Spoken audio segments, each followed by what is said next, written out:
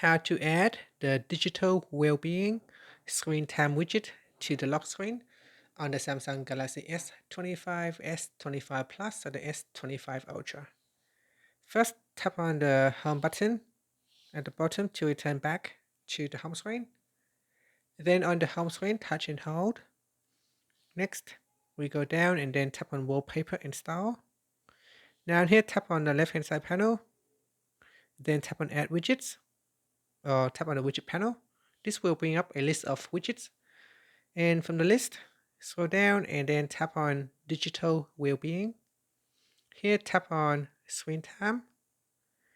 And after that, tap on the Done button at the top to save the changes. Now tap on the Home button at the bottom to return back to your home screen. And press on the side button to go to lock screen so we can view the widget. And that's it. If you find this video helpful, please like and subscribe to my channel for more videos.